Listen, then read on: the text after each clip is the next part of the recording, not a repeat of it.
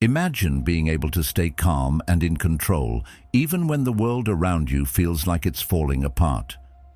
Picture yourself handling that tough meeting, the surprise argument, or the moment when everything seems to go wrong, with composure and clarity. It might sound impossible, right? But what if I told you that staying calm in those moments isn't about avoiding life's chaos? It's about how you respond to it. The Stoics believed that true power lies not in controlling everything around us, but in mastering our inner world.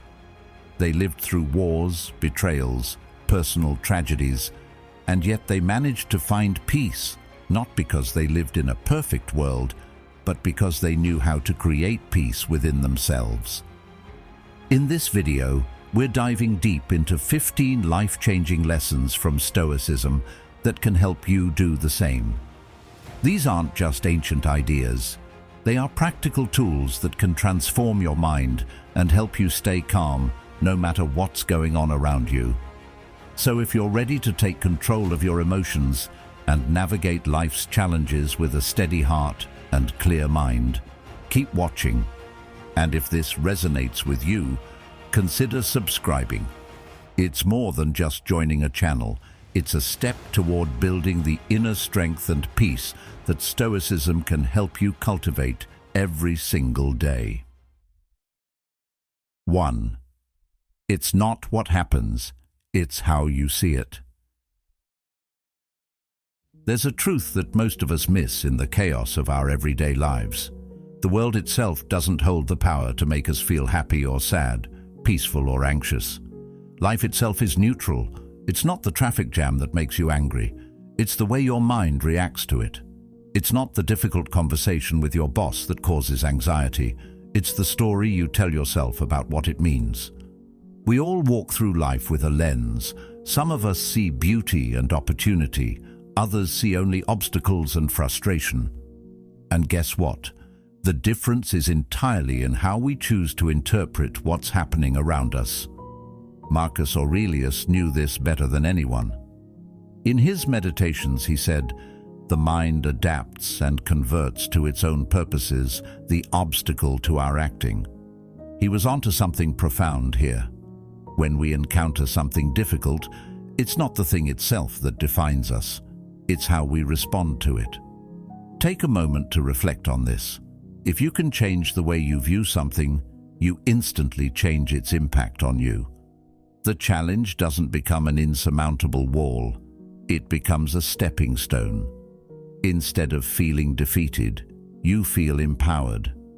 That shift in perspective is where peace begins. But let's be honest, it's not easy. We've been conditioned to react to external circumstances as if they control our feelings. We get stuck in the narrative that life is happening to us, and all we can do is react. But the Stoics showed us a different way. They knew that peace and strength come not from controlling the world around us, but from mastering our own reactions. Think about it. How many times have you reacted impulsively only to regret it later? We've all been there. It could be a sharp word you said in anger, or that sinking feeling of stress when something doesn't go as planned. We let the situation pull us in, and suddenly we're at the mercy of our emotions. But what if you could take a step back, pause, and choose your response instead of being swept away by it? The Stoics would call this practice mindfulness, but not the kind that's about emptying your mind. Instead, it's about being fully present, fully aware of your thoughts, and recognizing that your emotions don't have to control you. In today's fast-paced world, it's easy to think that we need to fix everything around us to find peace. But, as Carl Jung wisely said, the most terrifying thing is to accept oneself completely. This means that peace doesn't come from changing the world, but from changing how we interact with it. And that starts with accepting that we can't control everything. We can't always control what people say or what life throws at us, but we can always control how we interpret and respond to those things. This idea might seem simple, but its impact is profound. Imagine you're in a traffic jam on your way to an important meeting. Immediately, your mind starts racing. I'm going to be late. This is so frustrating. What if I lose the opportunity? You can feel the anger rising in your chest, your mind building stories about how terrible the situation is. But then, pause. Ask yourself, what if you choose to see this differently? Instead of frustration, could you choose to view this as an opportunity? Maybe you use the time to listen to a podcast, clear your mind, or reflect on your goals. The traffic doesn't change, but your experience of it does. This is the essence of Stoic philosophy. It's not about avoiding challenges or pretending that everything is fine. It's about seeing life through a lens of personal responsibility. You are responsible for how you respond. And once you realize this, you unlock a profound level of freedom. No matter what happens around you, you are in control of how you experience it. Of course, this isn't something you can master overnight. It takes practice. But with each situation, you get better at seeing things for what they truly are, neutral events that only gain meaning based on your interpretation. When you start to see that, you begin to take the power back. You don't give life the ability to throw you off course. Instead, you guide yourself through it with clarity. In many ways, this aligns with the teachings of modern psychology. Cognitive behavioral therapy, CBT, often focuses on identifying and changing negative thought patterns because what we believe shapes how we feel.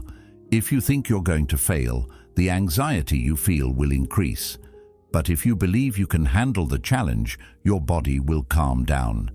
Your interpretation of the situation changes your emotional state. If you have the power to choose how you react, then you can always find a way to stay calm, no matter the storm. The key is to develop awareness of the narratives running through your mind and consciously choose which ones you want to believe. The moment we begin to question the stories we tell ourselves, we start to break free from emotional reactivity. These stories often come from past experiences, fears, or assumptions. They've become so ingrained that we don't even notice them running in the background. But once we start recognizing them, we have the power to challenge them. We can ask ourselves, is this story really true? More often than not, we realize it's not. It's just our mind trying to make sense of uncertainty. This practice isn't just about quieting the noise, it's about seeing things clearly. When we step back and observe without judgment, we can see that the event we're facing isn't as big or as overwhelming as it seems. The mind has a tendency to amplify problems, but in reality, most of them are smaller than we think. Take another common example. A tough conversation with a colleague or a friend. You start to feel anxious, thinking, this is going to be awkward. What if they get upset with me? Your mind paints this whole scenario, building it up as something massive. But if you take a step back, you realize it's just a conversation, an exchange of thoughts. The pressure you feel is a result of how you've framed the situation in your mind. By challenging your interpretation, you can approach the conversation with a calmer, more confident mindset. Instead of viewing it as a potential disaster, you can see it as an opportunity to communicate, to connect, or even to learn. The situation doesn't change, but your emotional experience shifts dramatically. In essence, the Stoic approach teaches us to embrace uncertainty and respond to it with purpose, rather than reacting emotionally. Life will never be free of challenges, but by changing how we interpret them, we can remain unshaken. We can act with clarity instead of being swept away by our fears or frustrations. This is true freedom, knowing that no matter what happens around you, you can stay grounded in your own responses. And this, my friends, is where the power lies. Stoicism offers us a map to navigate life's challenges, not by changing the external world, but by changing how we see it. You have the ability to adapt to obstacles, to transform them into opportunities for growth. That's the real strength. And once you realize this, you take control, not of life itself, but of your experience of it. Remember, life is neutral. It's not the traffic jam, the difficult conversation, or the unexpected change in plans that causes the pain. It's how we choose to see it. So the next time you find yourself facing a challenge, ask yourself, what story am I telling myself about this? Is it serving me? And if not, how can I rewrite it? When you start to answer these questions, you'll realize that the key to peace and calm has always been within you. This practice isn't about perfection, it's about progress. Over time, you'll get better at shifting your perspective, at controlling your reactions, and at finding the peace that comes from mastering your mind. 2. Observe the stories you tell yourself. How often do you find yourself trapped in your own mind? You know the feeling, the one where your thoughts spiral out of control, turning a minor inconvenience into a full-blown crisis. It's almost as if your mind takes a small event and within minutes creates a whole story around it. You can feel the anxiety creeping in, your heart racing, your breath shortening, all because of something that hasn't even happened yet. Most of the time, this isn't reality. It's just your mind telling you a story. And unfortunately, it's a story you start to believe. This is the first lesson that Stoicism teaches us. You are not your thoughts. We are all familiar with the stories we tell ourselves. These stories, often filled with fear, worry, and worst-case scenarios, shape our emotions, our behavior, and our reactions to situations. But the truth is, most of the anxiety we experience doesn't come from real, external danger. It comes from the stories we create in our heads.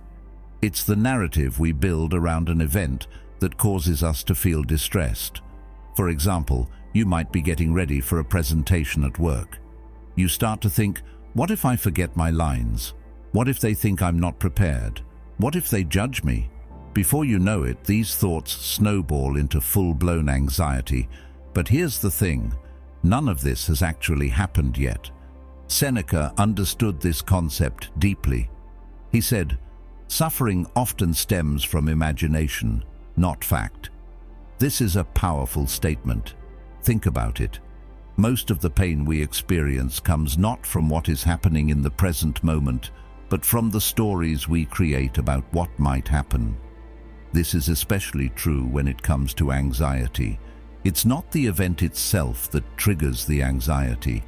It's our interpretation of that event. When you begin to recognize that these mental stories are not grounded in reality, you take the first step toward freeing yourself from them. Think about the last time you felt anxious. What was going through your mind? Was it a real, tangible threat? Or was it a mental construction? A story where you imagined every possible negative outcome? That's the thing about the mind. It's constantly narrating, and often these narratives are not based in fact. In psychology, this is known as catastrophizing, the tendency to imagine the worst possible outcome. It's a natural defense mechanism, but it doesn't make it any less harmful. The more we indulge in these catastrophic thoughts, the more we strengthen the belief that danger is everywhere, even when it's not. In many ways, our minds are like a movie projector. We take real events and instead of viewing them for what they are, we project a narrative onto them. For instance, when you get a critical email, you might tell yourself, "This is a disaster. My boss is mad at me. I'm about to lose my job." But what if the truth is much simpler than that? What if your boss was just providing feedback? Or maybe the email wasn't even as harsh as you thought. The mind is an expert at creating drama, and once it starts spinning the story, it can be hard to break free from it. Here's where the Stoic practice of mindfulness comes in. It's not about denying your thoughts or suppressing your feelings. It's about observing them, recognizing them for what they are, and choosing whether to accept them or not. By developing this awareness, you can catch yourself before the mind takes you down a rabbit hole of worry. The Stoics encouraged us to examine our thoughts carefully, to reflect on whether they are grounded in reality or if they're just products of our imagination. This practice of observation is a game changer. Instead of reacting impulsively to your thoughts, you can step back, examine them objectively, and decide how to respond. Carl Jung once said, "Until you make the unconscious conscious, it will direct your life, and you will call it fate." This applies perfectly to the stories we tell ourselves. The unconscious beliefs and narratives that shape our thoughts often go unnoticed. If we don't actively observe and question them, they will continue to control our behavior and emotions. When we bring these stories into the light, when we recognize them for what they truly are, we regain control. The key is to stop identifying with these stories and instead start questioning their validity. Take the example of social anxiety. Let's say you're going to a party where you don't know many people. Immediately, your mind begins to create a story. What if I say something stupid? What if I don't fit in? What if everyone judges me? These are all mental projections. In reality, no one has even said a word to you yet. But in your mind, you've already created an entire narrative of rejection and failure. This is how powerful our minds can be. It can take a simple situation and turn it into a source of immense stress, all because of the stories we tell ourselves. The truth is, these mental stories often say more about our internal fears and insecurities than they do about the actual situation. This is why the Stoics taught that we should not give power to our thoughts or emotions. They are not facts. They are simply reactions to the world around us.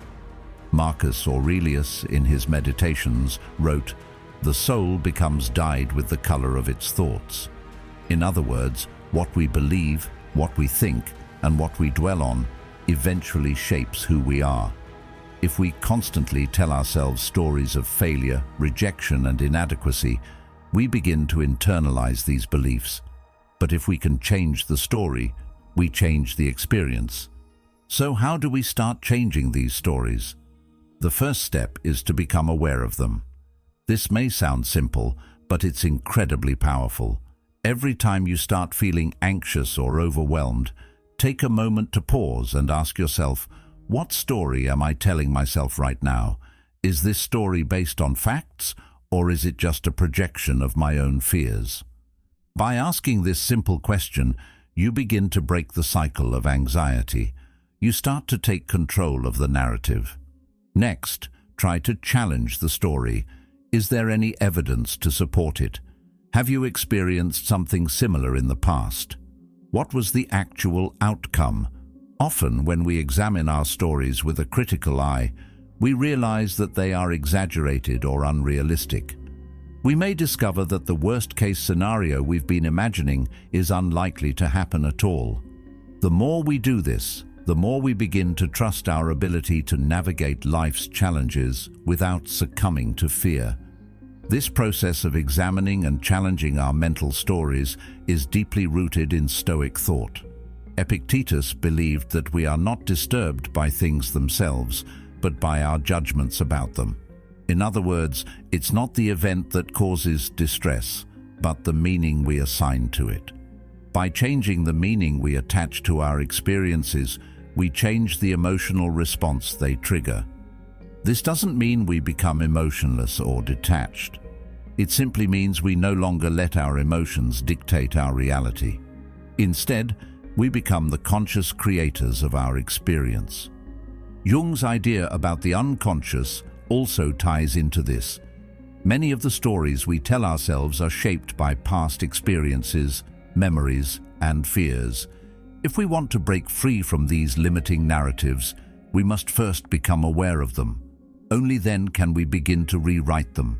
This is where personal growth happens. The more we observe our thoughts, the more we can separate ourselves from them. Instead of being caught in a mental loop of anxiety and worry, we can choose to see the situation clearly, without the emotional charge. The final step is to replace the negative story with a more empowering one. This isn't about lying to yourself or pretending that everything is perfect. It's about shifting your perspective. If you've been telling yourself, "I'm terrible at public speaking," you might replace that story with, "I'm still learning, and every experience is an opportunity to grow." Instead of fearing failure, you embrace it as part of the process. Every time you challenge the negative story and replace it with a more balanced one, you strengthen your ability to stay calm and focused in any situation. The stories we tell ourselves have the power to shape our reality. Most of the time, these stories are products of our imagination, not facts. By observing them, questioning their validity, and replacing them with more empowering narratives, we take back control of our minds. This is the heart of Stoicism, understanding that we are not slaves to our thoughts, but masters of them. When we begin to change the way we think, we change the way we experience the world. And with that change comes the peace and calm we've been searching for all along. 3. The mind can be a prison or a path to freedom. There's an idea that's been echoed through philosophy for centuries. The mind holds the key to freedom. But what does that really mean?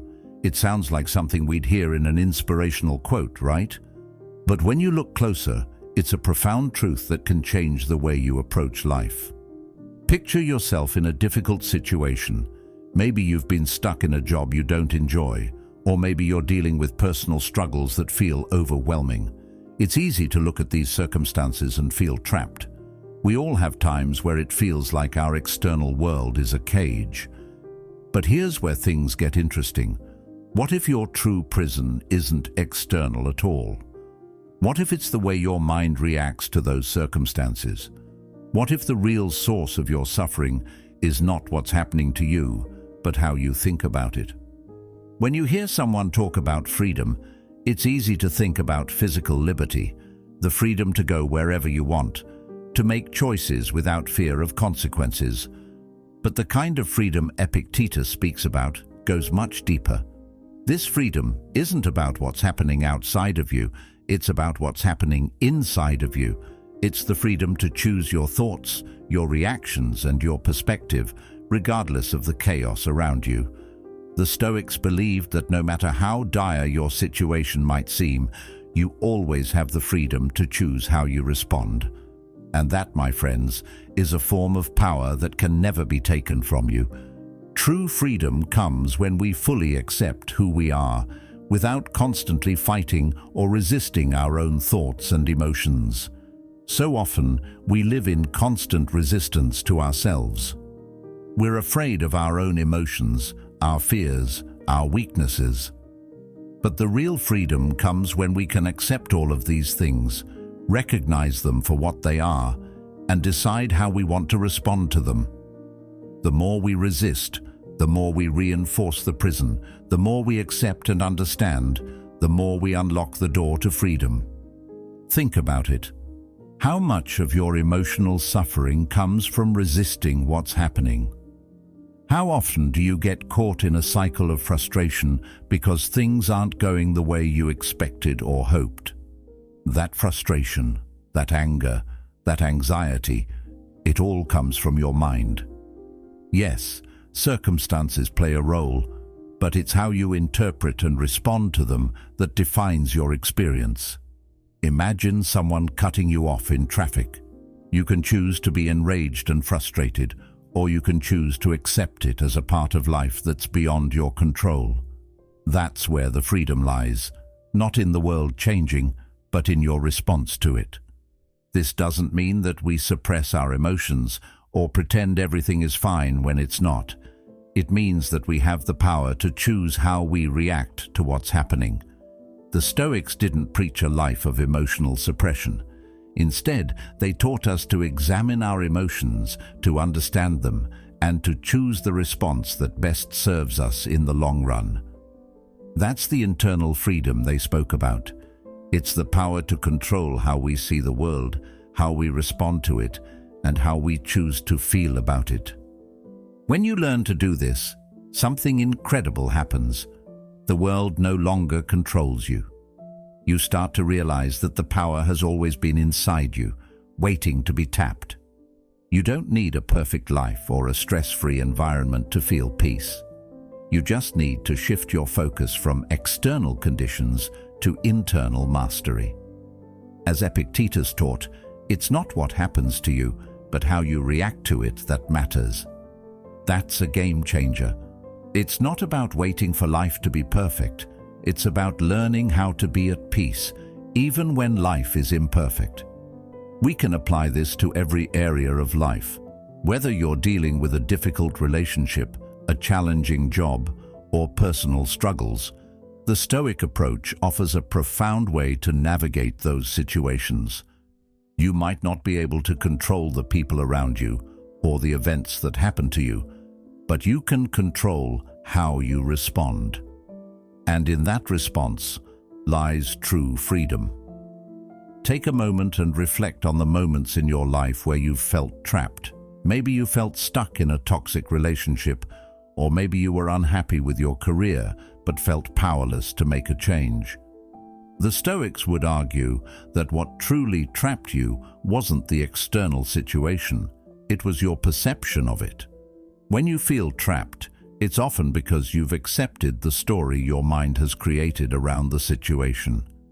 You believe there's no way out, no way to escape the situation. But the truth is, the prison is often a construct of your own mind. Once you shift your perception, you realize that you always had the key to the door. You just had to find it. Epictetus's life was the embodiment of this principle. As a slave, he had no control over his physical circumstances, yet he understood that his inner freedom was always in his hands. He didn't let his external conditions define his experience. He knew that as long as he could control his thoughts and his reactions, he could maintain a sense of peace, even in the most difficult situations. This is the essence of Stoicism, the understanding that internal freedom matters more than external conditions. We live in a world that constantly tells us that happiness and success are tied to external factors. The perfect job, the ideal relationship, the right amount of money. But the Stoics would argue that true freedom and true happiness comes from mastering your own mind, regardless of the circumstances. It's about taking full responsibility for how you respond to life. Once you do that, the world no longer has the power to dictate your peace. In the modern world, this idea has been echoed by countless thinkers and psychologists. In our response lies our growth and our freedom. This is exactly what Epictetus was teaching. Life doesn't have to be perfect for you to find peace. You just need to learn how to control your response. You are not a victim of your circumstances. You are the creator of your experience. What can we take from this? First, we have to recognize that the external world will always be unpredictable. People will disappoint you. Challenges will arise. Life will throw curveballs your way. But none of that has to define your emotional state. Your ability to choose your response to life's challenges is the key to unlocking inner peace. You can't always control what happens, but you can control how you engage with it. And once you realize this, you'll find that the prison you thought you were in was never real. You were always free. The path to freedom lies within. It's not about waiting for the world to change. It's about changing how you respond to the world. And once you master that, you'll discover a freedom that no one can take away from you. 4. Most fears never come true. Have you ever found yourself lying awake at night, your mind spinning with 1,000 what-ifs? Maybe you're worried about something that's coming up, like a big presentation, a tough conversation, or a decision you have to make. You start thinking about all the worst possible outcomes. You imagine everything going wrong. You feel the anxiety creep in, the pressure building in your chest, and for a moment, it feels like the worst-case scenario is almost inevitable. But here's the catch. Most of the time, those worst-case scenarios never come true. It's as if our minds take an event, stretch it to its furthest extreme, and then convince us that the disaster we imagined is not just possible, but certain. But what if you could step back from all that fear and see things for what they really are? What if you could break down your fears and realize that they're often just illusions, products of your mind, and not reality? This is where Stoicism comes in. The ancient Stoics understood that fear is often a projection, a future-based anxiety that doesn't reflect the present moment. They taught that most of our fears are born not from actual experiences, but from the stories we tell ourselves about what might happen in the future. And just like we can create these catastrophic stories in our minds, we also have the power to challenge them. Carl Jung once said, "Fear is a reaction, courage is a decision." Fear is a natural part of being human, but the Stoics remind us that we don't have to let it control us. We can decide in the face of fear to step forward anyway. But first, we need to realize that the things we fear often have no grounding in reality. Most of the things we dread, when tested against reality, are much less intimidating than they seem. Think about the last time you felt really anxious. What was it about? Was it something that was happening right now? Or was it something in the future? Something that you imagined could happen? More often than not, we get wrapped up in future-based fears. We imagine ourselves failing, or being rejected, or not measuring up. And yet, when we get to that moment, we often find that the actual experience is far less terrifying than we anticipated. Seneca once wrote, "We suffer more often in imagination than in reality." This statement is a powerful reminder that fear is usually a story we tell ourselves and not the truth of the situation. We get so caught up in the what-ifs that we forget to focus on the here and now. Our anxiety is less about what's actually happening and more about what we think might happen. Let's take a closer look at this. Imagine you're preparing for an important meeting at work. Your mind starts to spiral. You think, what if I forget everything I want to say? What if they think I'm not good enough? What if I get asked a question I can't answer? You start picturing the worst-case scenario: embarrassment, failure, rejection. Your body reacts to this mental projection. Your heart starts racing, your palms sweat, your mind becomes clouded with stress. But here's the question: have any of these things actually happened yet? They're all future projections, not present facts. The real danger is that we begin to believe these imagined scenarios. They feel so real in the moment, and our fear makes them seem inevitable. But when we pause and look at them with a clear mind, we often find that they are far less threatening than we once thought. Here's some practical advice. Next time you feel gripped by fear, try writing down your worst-case scenario. This simple exercise can help you see just how exaggerated your fears are. Take the time to write down every possible negative outcome you can think of. Then, ask yourself, is this really likely to happen? What evidence do I have that this will come true? More often than not, you'll find that the worst-case scenario is based on pure speculation, not reality. In fact, if you take a moment to reflect, you might realize that many of your fears are based on past experiences or on things that have no bearing on the present. It's in this process of confronting your fears that you start to see them for what they really are, just thoughts, not facts. The Stoics knew that fear and anxiety often come from our tendency to imagine outcomes before they even happen. Epictetus said, "Wealth consists not in having great possessions, but in having few wants." While this quote is about material wealth, it can also apply to our internal wealth. We are wealthy when we learn to quiet our mental noise, when we can recognize that the fear we feel is often not rooted in reality. True wealth, in the Stoic sense, comes from mastering the mind, learning to calm our fears and focus on what we can control. And the truth is, we can't control the future, but we can control our response to it. This is where freedom lies, not in avoiding fear, but in choosing how we engage with it. Imagine how freeing it would be to let go of the constant worry about what might go wrong.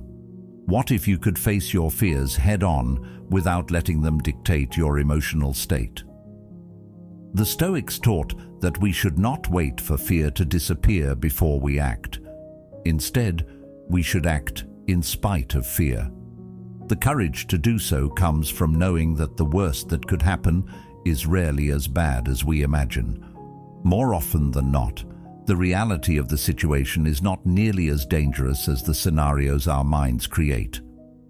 The fear of failure is a perfect example of how our minds create narratives that don't always align with reality.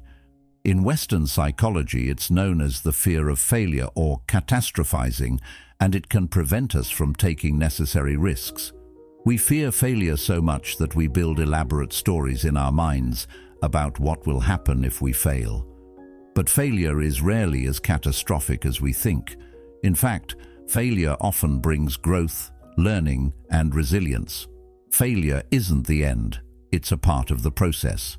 As the Stoic philosopher Marcus Aurelius wrote, "The impediment to action advances action. What stands in the way becomes the way." In other words, failure is not something to fear, it's something to embrace. It's an opportunity to learn and grow, not a mark of ultimate defeat. In order to break free from the grip of fear, we must first recognize that it is a projection of our minds. It is a product of our own imagination, not reality. This recognition is key to reclaiming our power. When we learn to test our fears against reality, we begin to see how often they are based on nothing more than our own assumptions. Once we take a step back, we see that the situation we feared is much less daunting than we thought. Let's go back to that work meeting example. After you've written down your worst-case scenario, and after you've reflected on how unlikely it is to happen, you'll probably find that your fears are far less rational than you initially thought. The worst-case scenario is often an illusion, not a truth. And once you've realized that, you're free to move forward with clarity and confidence. This is the essence of Stoic practice, recognizing that most of our fears are based on the stories we tell ourselves about the future, not on actual events. When we change the way we approach fear, we free ourselves from its control. We stop letting fear dictate our actions and instead learn to act with courage, knowing that the worst that can happen is rarely as bad as we think.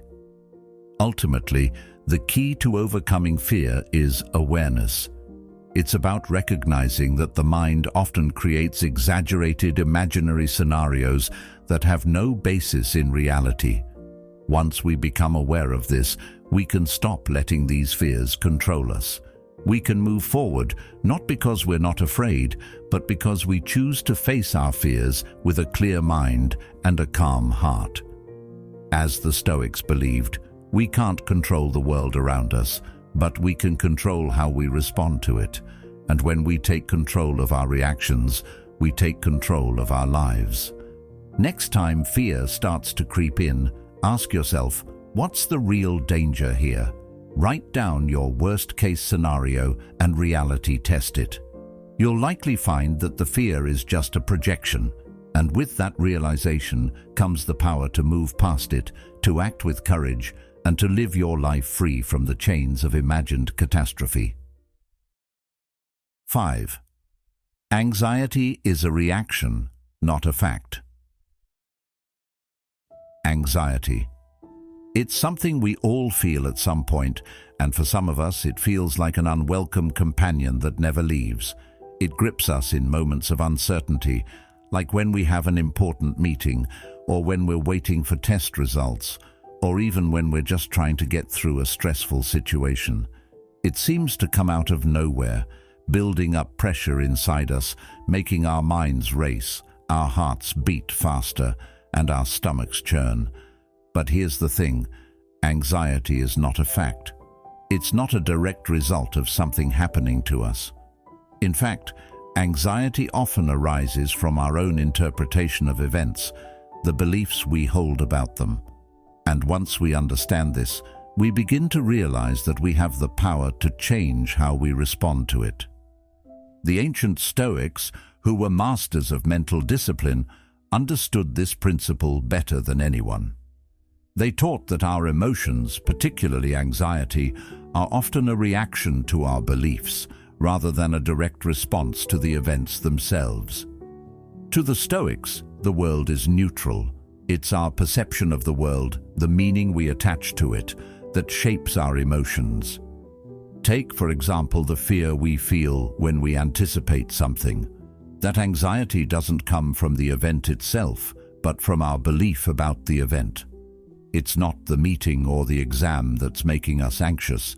It's the belief that we might fail, the belief that we might not measure up, or the fear of judgment.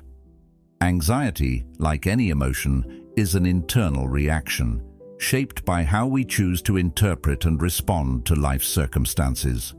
When we understand that anxiety doesn't come from the event itself, but from our beliefs about it, we take the first step toward reducing its grip on us. But it's not just the Stoics who point this out. Modern psychology has a similar perspective.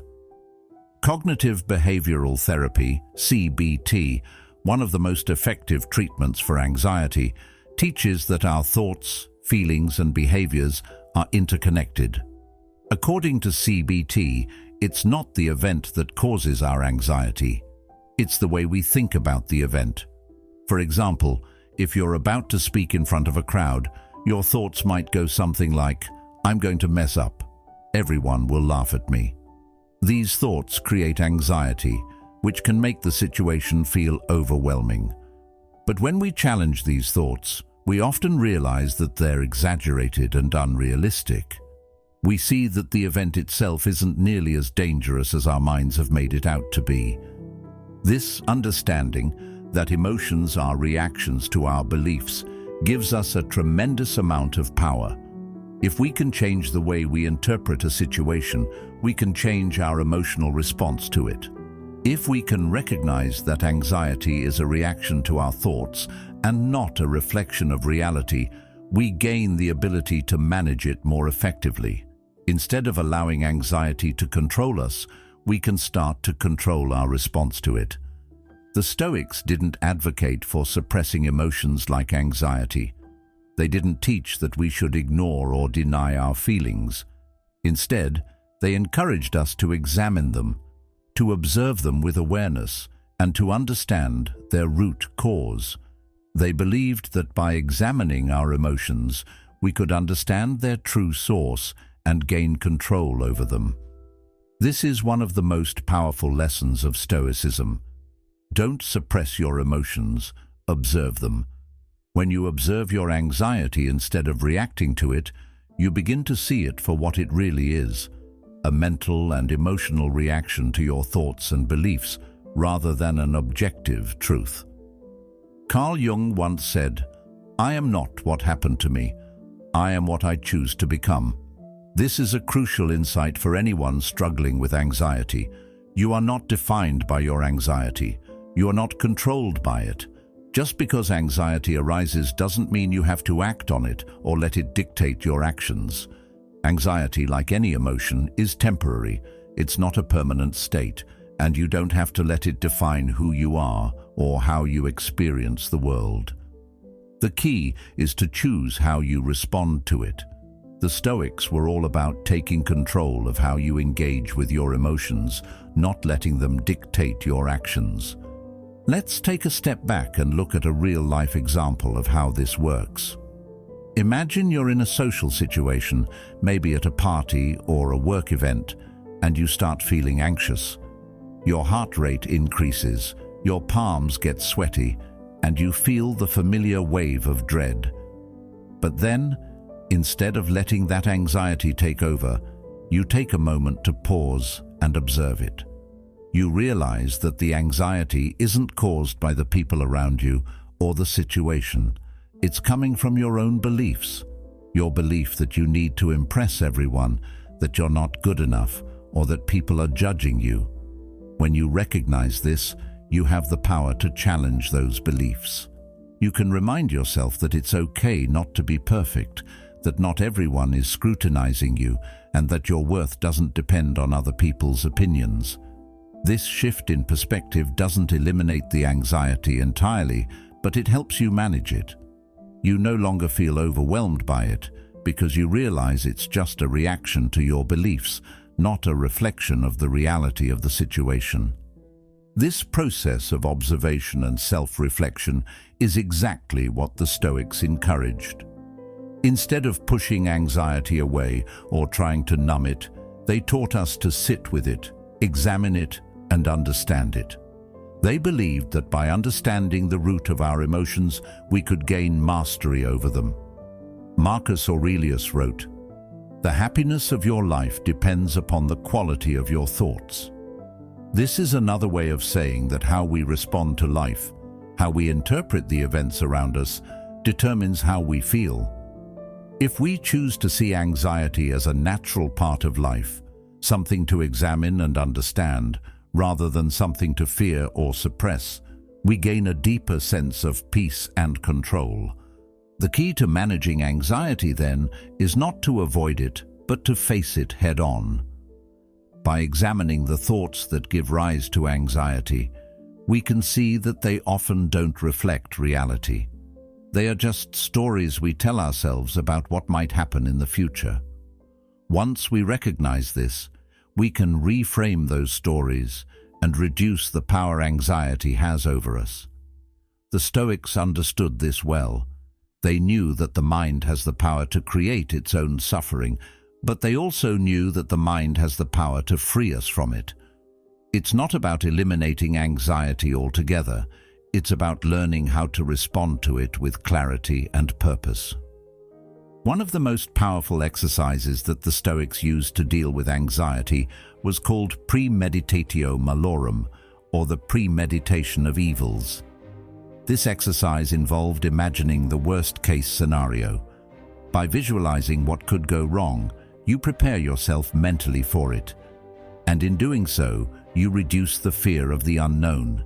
You take the power away from the anxiety because you've already confronted it. This technique is incredibly effective because it helps you realize that even if things don't go perfectly, you'll be okay. The worst-case scenario is rarely as bad as we imagine, and often we're much more resilient than we think. The Stoics believed that it wasn't the external events that caused suffering. It was our judgments about those events. When we start to realize that anxiety is simply a reaction to our thoughts, we stop giving it so much power. Instead of reacting to it, we can choose to observe it, understand it, and shift our perspective. This is true freedom, the freedom to control our internal world, no matter what's happening externally. 6. Change is uncomfortable, but so is staying stuck. Change. We all know it's inevitable, yet so many of us fear it. The idea of stepping into the unknown, of breaking out of old habits, or facing the discomfort of growth can feel terrifying. It's easy to get caught up in the idea that if we just stay where we are, where things feel familiar, we can avoid the struggle. But here's the catch. Staying stuck can be just as uncomfortable, if not more, than embracing the change we're avoiding. It's like choosing to stay in a too tight pair of shoes because you're afraid to walk in new ones. Sure, the old ones are uncomfortable, but at least you're used to them. But think about it. Every time you resist change, every time you avoid discomfort, you trap yourself in dissatisfaction. Growth, real personal growth, requires us to step into discomfort, to challenge ourselves, and to face the fear of the unknown. This is a core teaching of Stoic philosophy. The Stoics believed that true transformation doesn't happen in a comfortable, safe space. It happens when we push ourselves outside of that space. When we face challenges head-on, when we feel the weight of discomfort, that's when we begin to evolve. Growth requires pressure. It's not about avoiding discomfort, it's about using that discomfort to fuel our progress. This might sound counterintuitive, but if we look at the lessons the Stoics left behind, we see that they understood this deeply. Epictetus taught that our struggles and discomforts aren't things to avoid, but rather opportunities to strengthen our character. He said, "Difficulties are things that show a person what they are made of." That discomfort, that feeling of pressure, is not a sign that something is wrong.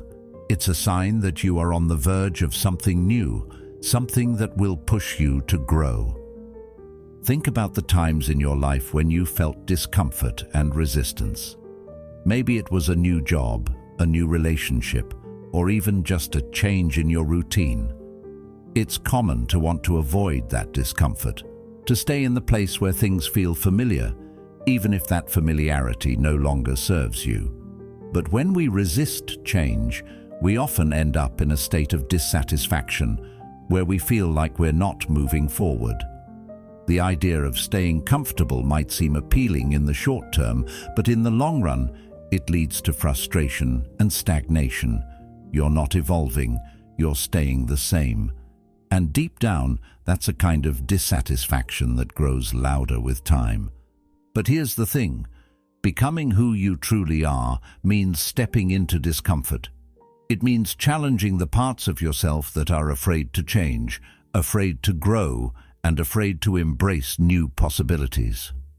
If you never leave your comfort zone, you'll never know the potential you have for growth. You'll never know what you're truly capable of because you'll be stuck in the same place, playing it safe.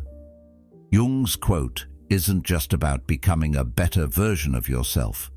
It's about confronting those uncomfortable parts of you that need to evolve in order to unlock the person you're meant to be. This is what the Stoics recognized centuries ago. Change was uncomfortable for them too, but they understood that life is inherently full of challenges, and the key to living a fulfilled life wasn't in avoiding discomfort, but in embracing it. Seneca believed that a gem cannot be polished without friction, nor a man perfected without trials. This quote encapsulates the Stoic approach to life's difficulties. The friction, the discomfort, the struggles, they're not something to shy away from.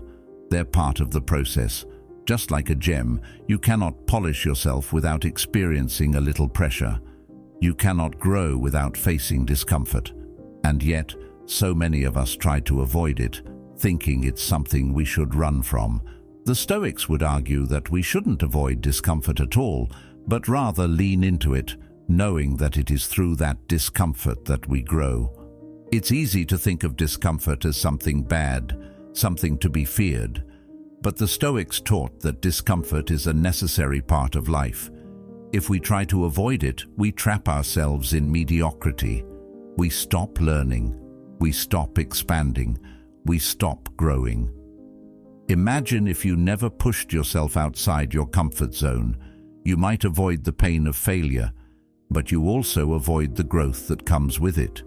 You might feel a temporary sense of security, but you miss out on the deeper satisfaction that comes from overcoming challenges. The obstacles in our path are often the things that push us forward. The discomfort we feel when faced with a challenge isn't something to fear. It's the very thing that propels us to the next level. The Stoics didn't just accept discomfort.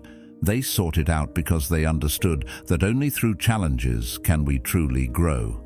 They didn't see obstacles as something that hindered their progress. Instead, they saw them as opportunities to advance. This is a powerful mindset shift that can change everything about how we approach discomfort in our own lives. There's a profound lesson in that shift. If we look at discomfort as something to avoid, we keep ourselves trapped. We keep ourselves in a state of dissatisfaction because we're unwilling to face the hard stuff. We resist, we procrastinate, and we stay stuck. But if we start to see discomfort as an opportunity for growth, as the very thing that will push us forward, we begin to change how we experience it. We no longer avoid it. We welcome it. This doesn't mean that discomfort is easy or pleasant, it's still challenging. But the way we approach it makes all the difference. Instead of feeling defeated, we feel empowered because we know that growth comes from the pressure, the challenge, the discomfort. Psychologists have a similar concept in modern-day therapy, especially in something called exposure therapy. This is a process where people confront their fears head-on, little by little, instead of avoiding them. Over time, they learn that the things they fear don't hold the same power over them once they face them. This is the core of personal growth. The more we face discomfort, the more we break down the walls that keep us trapped in our own dissatisfaction. We don't get better by avoiding the tough stuff. We get better by facing it, learning from it, and moving through it. This idea of discomfort leading to growth also touches on the concept of delayed gratification, a concept that's central to both Stoic philosophy and modern psychology. The Stoics believed in long-term discipline, in doing what's hard now for the sake of a better future. The modern psychological perspective also emphasizes that those who can tolerate short-term discomfort are often more successful and satisfied in the long run.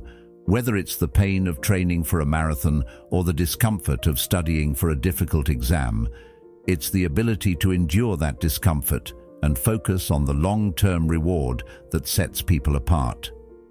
When you realize that discomfort is just part of the journey, it becomes much easier to face. You understand that growth, success, and fulfillment don't come from avoiding life's challenges. They come from embracing them. Change is uncomfortable, yes, but staying stuck in dissatisfaction is even worse. The choice is yours. Do you stay in the familiar, where nothing changes, but you're constantly unhappy? Or do you face the discomfort, knowing that it's the path to something better, something more meaningful? The Stoics chose to embrace discomfort because they knew it was the only way to truly grow. The real secret to personal growth is this: embrace discomfort. Stop seeing it as a roadblock and start seeing it as the path. When you feel uncomfortable, know that you are being shaped, just like a sculptor chiseling away at a block of marble. You won't always enjoy the process, but you'll come out stronger, clearer, and more resilient on the other side. Change is hard, yes, but staying stuck, that's even harder. 7. Control what you can. Let go of the rest. Have you ever found yourself spinning your wheels over something you can't control? It's a familiar feeling. Maybe you're stuck in traffic, late for a meeting, or maybe you're worried about someone's opinion of you. The frustration builds and the stress starts to mount. The more you focus on what's happening outside of your control, the more powerless you feel. In these moments, it's easy to lose sight of something very simple, yet incredibly powerful.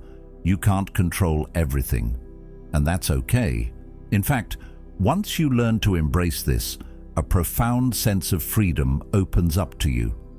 The secret to peace, to reducing stress, to living a more content life lies in understanding and practicing what the Stoics taught.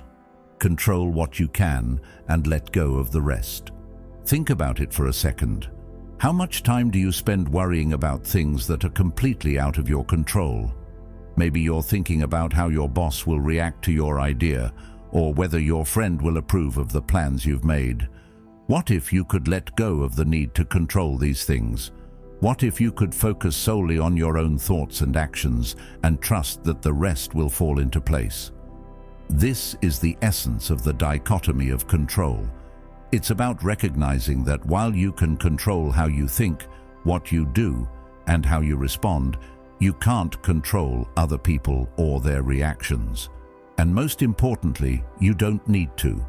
The freedom comes in the acceptance of this. Your choices and your responses define who you are, not the thoughts you dwell on or the outcomes you can't control. When you put energy into controlling your own behavior, your decisions, and your attitude, you empower yourself. But when you try to control everything outside of your influence, you give your power away. You allow circumstances, other people's opinions, and things you cannot change to dictate how you feel. This isn't the path to peace. In fact, it leads to constant stress, disappointment, and burnout. Take the example of getting stuck in traffic. We've all been there, rushing to an important appointment, and then there it is. A never-ending line of cars, slowing down to a crawl. Immediately, frustration kicks in. You can feel your blood pressure rising. Thoughts race through your mind. I'm going to be late. I'm never going to make it. Why does this always happen to me? But here's the thing. You can't control traffic. It's outside your sphere of influence. So, the question becomes, why invest your energy in something you can't control? The Stoics would suggest that instead of railing against traffic, you redirect your energy towards something you can control, your attitude. You can control how you respond. You can decide to use the time to listen to a podcast, reflect on the day, or practice some deep breathing. Instead of letting the traffic control your emotional state, you take charge of your own reactions. This doesn't mean you'll never feel frustrated. It simply means you recognize that your peace of mind is not worth giving away to something you have no power over. Jung's perspective aligns with this idea. He believed that we often get stuck in the cycle of trying to control what we can't. By focusing on the things that are beyond us, like other people's judgments or future outcomes, we rob ourselves of the chance to grow and find peace in the present. In his words, the privilege of a lifetime is to become who you truly are, and who you truly are isn't defined by the uncontrollable aspects of life. It's defined by your choices, your actions, and how you choose to perceive the world. By focusing on the things you can control, you're free to become the person you want to be. This is one of the great gifts Stoicism offers, the power of focus. It teaches you to direct your energy into the things that matter, the things you have control over. Once you do that, you'll notice that your stress levels drop. You'll feel more centered, more at peace with yourself. Why? Because you're no longer chasing after things that are outside of your grasp. You've given up the illusion that you can control everything. Instead, you focus on shaping your own mind, your own actions, and your own responses. The rest will follow, or it won't. Either way, it doesn't affect your inner peace. Imagine this in action. You have a big meeting coming up, and you're nervous about how it will go. Your mind races with thoughts of potential failure. What if they don't like my ideas?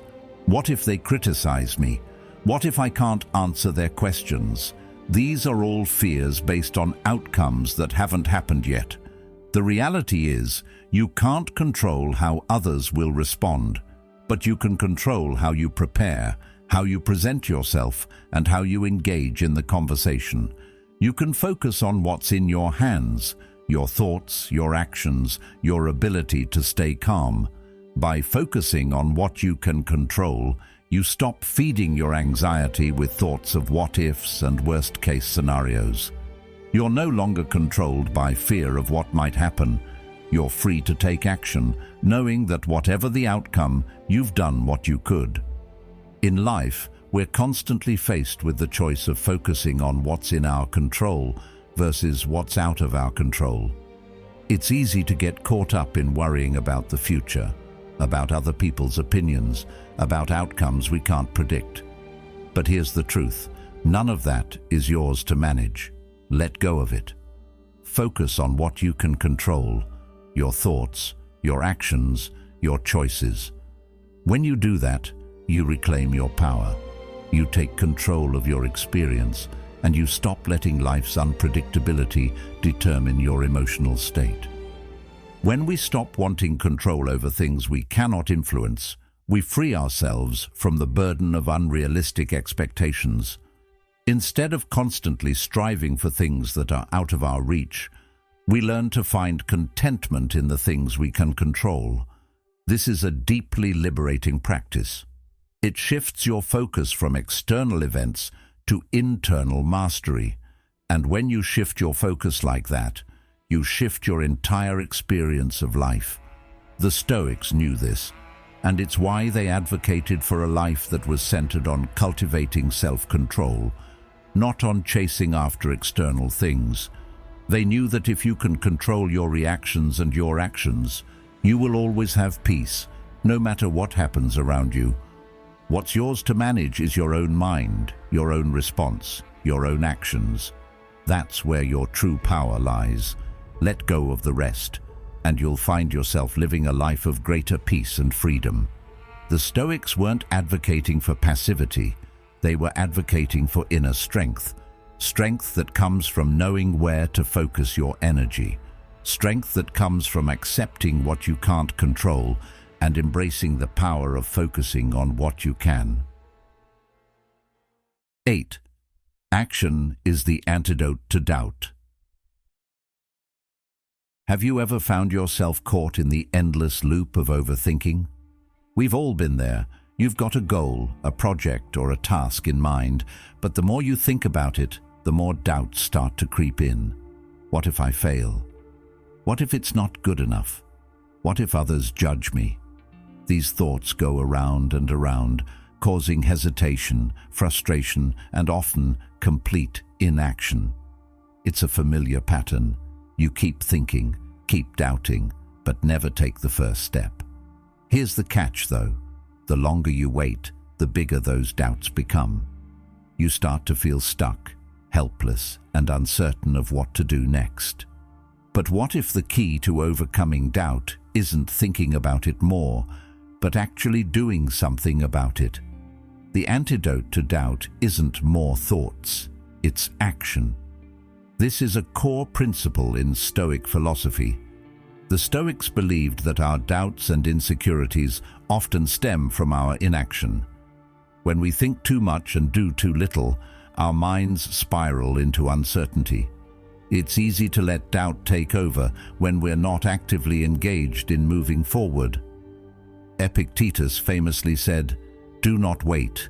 The time will never be just right. Start where you stand and work with whatever tools you may have at your command." This is the essence of Stoic action. Don't wait for perfect conditions. Don't wait for your doubts to magically disappear. Just take the next step, no matter how small. It's through this act of doing that we build self-trust and dispel doubt. The truth is, self-trust isn't built through thinking or planning. It's built through doing. Think about it. Every time you act, every time you take a step toward your goal, you reinforce your own belief in yourself. It's like lifting weights at the gym. You don't get stronger by simply reading about how to lift weights. You get stronger by actually lifting them. The same goes for your confidence. You don't become confident by thinking about it or analyzing it. You become confident by taking action. It's not your thoughts that define you, it's your actions. And when you act, you create a sense of trust in yourself that no amount of overthinking can provide. Now, let's address something that most of us struggle with: procrastination. It's the enemy of progress. We all do it. We have a task ahead of us, and instead of diving in, we delay, we put it off, and we wait for the right moment. But that right moment never comes, and the longer we procrastinate, the more our doubts grow. We think, "I'm not ready," or "I don't have the right tools," or "I might fail." The longer we stay stuck in those thoughts, the more we convince ourselves that we're incapable of moving forward. But procrastination doesn't protect us from failure. It actually feeds our insecurity. The longer we avoid taking action, the more we reinforce the idea that we're not capable of handling the task at hand. But the Stoics knew better. They understood that the best way to conquer insecurity is to take small, consistent actions. The more you act, the more you build trust in yourself, and the more your doubts start to fade. Think about the last time you procrastinated on something. Maybe it was a work project, a conversation you needed to have, or a personal goal you've been putting off. How did it feel? Most likely, the longer you put it off, the more your anxiety increased. The doubts grew. Your mind started spinning with all the ways it could go wrong. But then, once you finally took the first step, however small it was, you probably felt a huge weight lift off your shoulders. It wasn't as hard as you thought, right?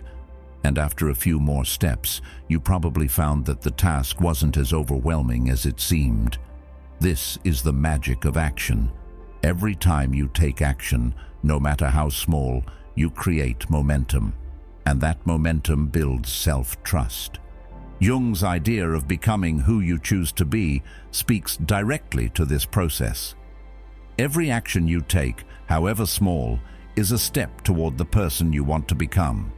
If you want to become someone who trusts themselves, you need to show up for yourself. You need to act. And when you act, you prove to yourself that you can handle whatever comes your way. This is how you build self-trust. Not by waiting for doubts to disappear, but by doing the very thing that scares you. The more you do, the less room there is for doubt. The Stoics also knew that the pursuit of perfection often holds us back. We fear that what we do won't be good enough, so we hesitate to take the first step. But this is another trap. Perfectionism is just another form of procrastination. It's the voice in your head telling you to wait until you're completely ready, until you have all the answers, until everything aligns perfectly. But the Stoics would argue that waiting for perfection is an illusion. Seneca once wrote, "It is not that we have a short time to live, but that we waste a lot of it." Waiting for the perfect moment means wasting the time you have. The time to act is now, and the best way to overcome perfectionism is to focus on progress, not perfection. When you act, you're moving forward, even if it's just a small step.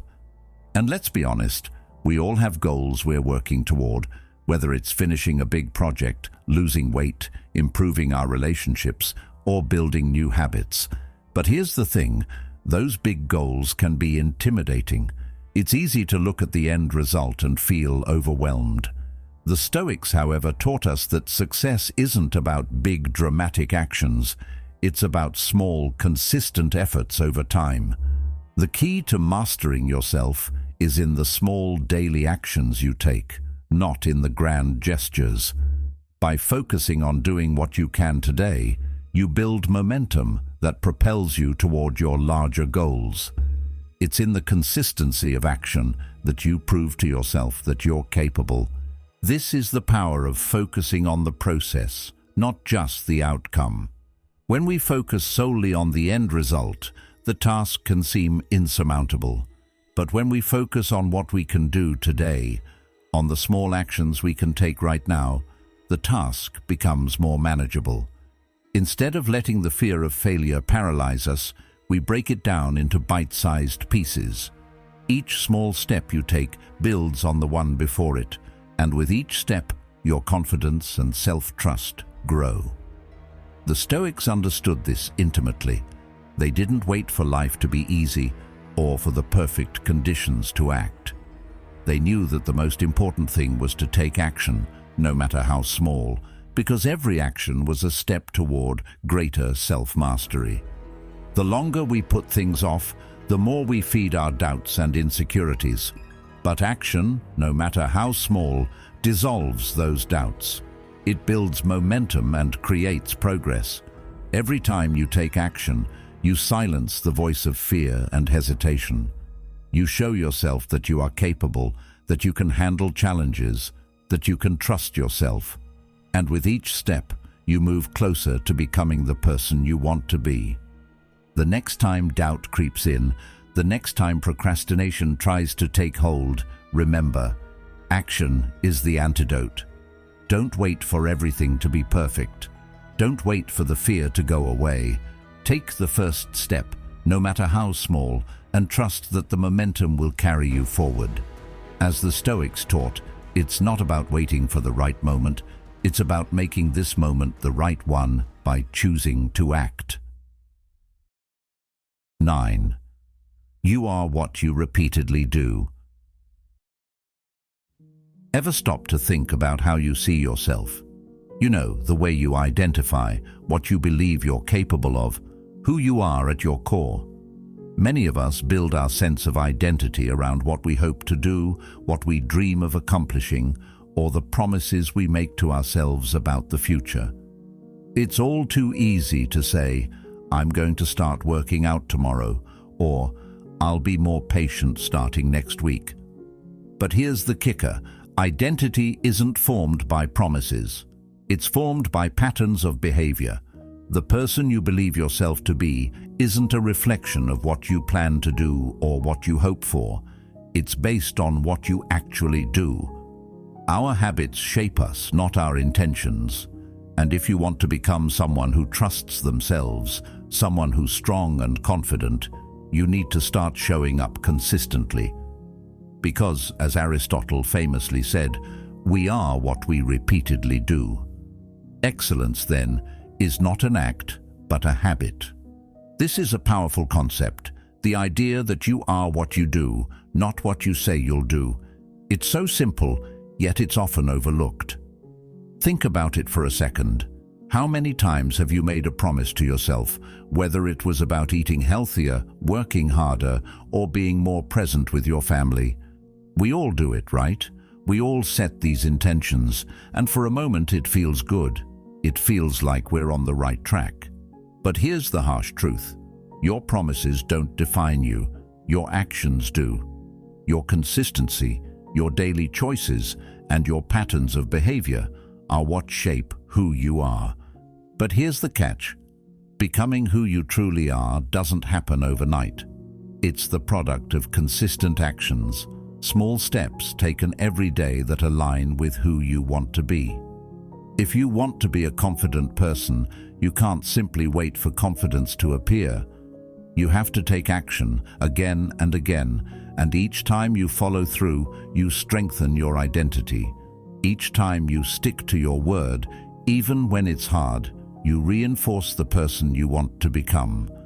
Confidence doesn't come from empty promises. It comes from doing the thing you said you would do, even when it's uncomfortable or inconvenient.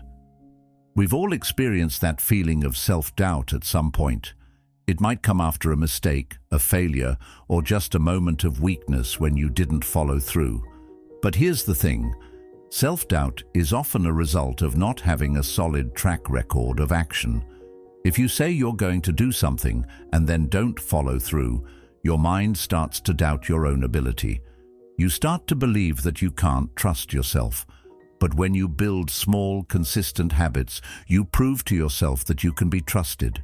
You show yourself that you're capable of doing what you say you will do. Every time you follow through, you build confidence in your own ability. It's like stacking small bricks that over time create a solid foundation of trust. The Stoics knew that the path to self-mastery and inner peace wasn't through empty promises or big, grand gestures. It was through small, consistent actions that aligned with their values. Marcus Aurelius wrote in his Meditations that, "Waste no more time arguing about what a good man should be. Be one." This simple advice is so powerful. Instead of spending time talking about what you should be or what you could do, just do it. If you want to be disciplined, be disciplined. If you want to be kind, be kind. It's in your actions, not your words, that your identity is shaped. This idea that you are what you do is critical for building real, lasting confidence. Confidence isn't a feeling, it's a result of action. You can't feel confident just by wishing for it. But when you act consistently in ways that align with your values, confidence becomes a natural byproduct. It's like a muscle. The more you use it, the stronger it gets. And the more you act in alignment with your goals, the more you begin to trust yourself. Trust is built through consistency. Every time you keep your promises, you reinforce the idea that you're capable. Every time you show up, you build a habit of success. Think about someone you admire. Maybe it's a successful entrepreneur, a well-known athlete, or someone in your personal life who exudes confidence and self-assurance. The truth is, they didn't get to where they are by making big promises. They got there by consistently showing up. They developed the habits, the discipline, and the mindset that allowed them to achieve success. And you can do the same. It's not about waiting for the perfect moment or hoping for a magical transformation. It's about taking small actions every day, consistently. It's about being true to your word and aligning your behavior with your values. This ties into the idea of personal growth. Growth isn't a destination, it's a journey, and it's shaped by the daily choices we make. Every time you make a choice that reflects who you want to be, you grow. Every time you take a step, no matter how small, in the direction of your goals, you move closer to becoming the person you aspire to be. The Stoics understood this well. They knew that the journey of self-mastery is built through consistent effort. It's about showing up every day, even when it's hard, and continuing to make the choices that align with your higher self. In our modern world, it's easy to get distracted by shiny objects, by the next big thing, the next opportunity, or the next goal. We often want to skip the hard work and go straight to the reward. But the Stoics remind us that real growth comes from doing the work, not just dreaming about it. They knew that greatness is built through small, consistent actions over time. As Epictetus said, "No man is free who is not master of himself. You are the master of your own actions. If you can control what you do and align it with your values, you can master your life." The way you show up in small moments defines who you become in the big moments. This process of becoming who you want to be doesn't happen through wishful thinking or even positive affirmations alone. It happens through consistent, deliberate action. If you want to be someone who exercises discipline, start by doing one disciplined thing every day. If you want to be someone who is confident, act in ways that reinforce your belief in yourself. Trust is built through action, and identity is shaped by behavior, not by promises or intentions. 10th, stop complaining. It trains you to be powerless. Have you ever caught yourself complaining about something? Maybe a bad situation, a person who's frustrating you, or a setback you're facing, and found that for a moment it feels kind of good? It's a strange thing, isn't it? Venting can provide a sense of release, like you're getting rid of the frustration that's been building up inside you. But here's the catch. Complaining, as tempting as it can be in the short term, doesn't actually solve anything. In fact, it often makes things worse. Complaining doesn't just keep you stuck in the problem, it also trains your mind to feel powerless. Instead of finding a solution or taking action, complaining becomes a habit. And over time, you become more accustomed to feeling like a victim of circumstances. And the more you complain, the harder it is to break free from that mental cycle of helplessness. This isn't just a minor issue, it's something that can really impact your life and your ability to move forward. It's easy to get caught in the trap of venting when things go wrong, especially when life feels overwhelming or unfair. But what the Stoics teach us is that complaining doesn't lead to progress. It doesn't help us grow or overcome challenges. Instead, it keeps us stuck in a state of reaction, where we're constantly letting external circumstances dictate how we feel and how we act.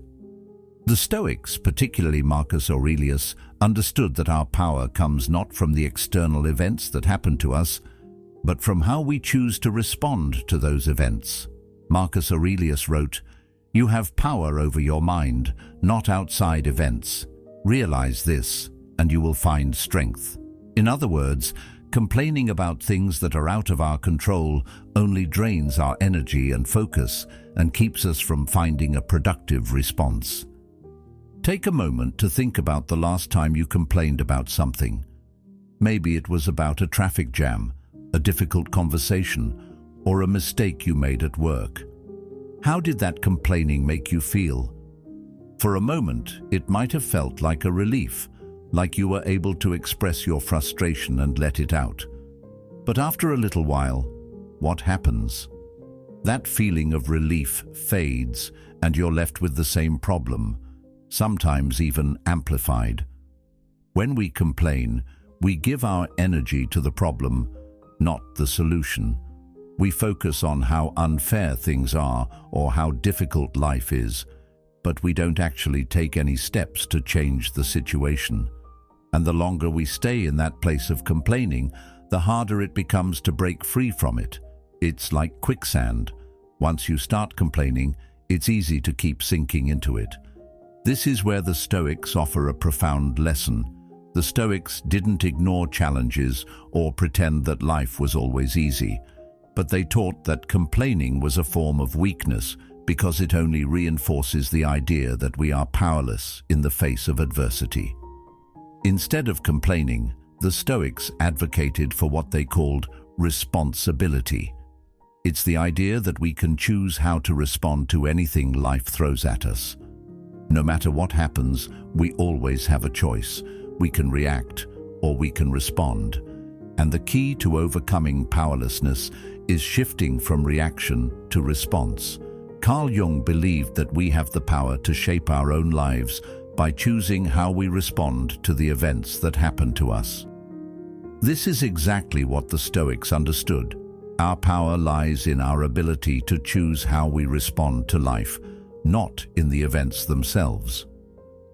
When you stop complaining, you shift from being a passive observer of your life to being an active participant.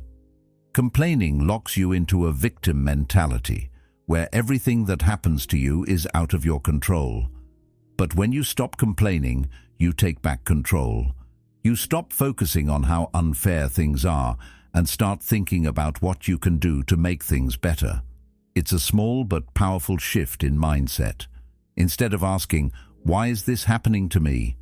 ask yourself, "What can I do about this?" This simple change in perspective can make all the difference. When you focus on solutions rather than problems, you empower yourself to take action and make progress. The Stoics didn't spend their time lamenting over things they couldn't control. They focused their energy on their thoughts, their actions, and their responses, knowing that this was where their true power lay. Think about it this way. Imagine you're stuck in traffic. You could easily start complaining. You could gripe about how late you are, how frustrating it is, and how unfair the situation is. For a moment, you might feel a little better, but ultimately, it changes nothing. You're still stuck in traffic, and your stress levels are higher. On the other hand, what if, instead of complaining, you took a deep breath and asked yourself, "What can I do with this time?" Maybe you could listen to an audiobook, catch up on a podcast, or simply practice some mindfulness. You could choose to turn the situation into an opportunity rather than letting it drain your energy. The more you choose to respond this way, the more control you have over your emotions and your experience. This is exactly what the Stoics meant when they said that external events don't have the power to harm you, only your reactions do. It's not the events themselves that determine your happiness or peace of mind. It's your response to those events. When you choose to respond instead of react, you regain control. Complaining is a reaction. It's an automatic response to life's challenges that doesn't serve you. But choosing a response is a conscious decision to take control of the situation, to see it for what it is, and to find a way to navigate it productively. In psychology, there's a concept called learned helplessness.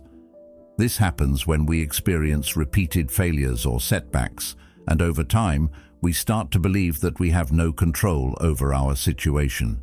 We start to feel powerless, and this belief becomes a self-fulfilling prophecy. Complaining feeds into this mindset. When you complain, you reinforce the idea that you're helpless, that you have no agency over your life. But when you stop complaining, you start to shift your mindset from one of helplessness to one of empowerment. You start to see that no matter what life throws at you, there is always something you can do in response. You don't have to be a victim of your circumstances. You can choose to act. This is where the real strength lies. True power comes from within, from the ability to respond with clarity and purpose, rather than react out of frustration or helplessness. The Stoics knew this. They knew that life wasn't always going to be easy. They knew that adversity, pain, and hardship were inevitable. But they also knew that their response to these challenges was within their control. And that, my friends, is where true freedom comes from.